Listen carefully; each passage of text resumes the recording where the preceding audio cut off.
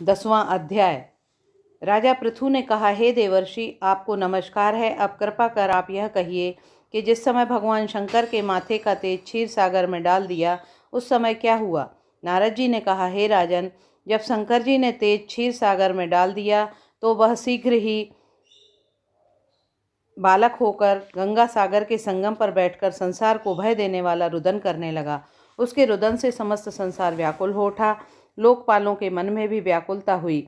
अधिक कहने से क्या है, चराचर चलायमान हो गए। शंकर सुवन के रुदन से ब्रह्मांड व्याकुल हो गए। समस्त देवता और ऋषि मुनि पितामह, यह बड़ा भयंकर समय आया है, इसका नाश कीजिए। देवताओं की बात सुनकर ब्रह्मा जी सत्यलोक से उस बालक को देखने के लिए समुद्र तट पर आए।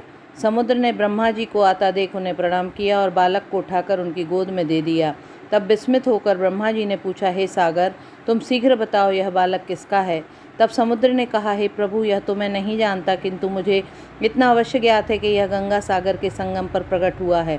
अतः आप इस बालक का जाति कर्म आदि संस्कार कीजिए, इसका जातक फल बताइए। नारद जी कहते हैं कि इधर तो सागर ब्रह्मा जी से ऐसा कह रहा था, उधर सागर पुत्र भी ब्रह्मा जी के गले में हाथ डालकर बार बार उनको आकर्षित कर रहा था।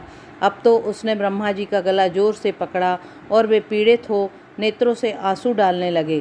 किसी प्रकार उन्होंने अपने दोनों हाथों से जोर लगाकर गला छुड़ाया और सागर से कहा, सुनो, मैं तुम्हारे पुत्र का जातक फल कहता हूँ। मेरी आँखों से जो जल निकला, इस कारण इसका नाम जलंधर होगा।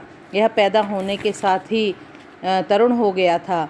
इससे यह सब शास्त्रों का पारंगत, महापराक्रमी, महावीर, जवान और रणदुर्गम तथा सभी दैत्यों का पारंगत और भगवान विष्णु को जीतने वाला होगा।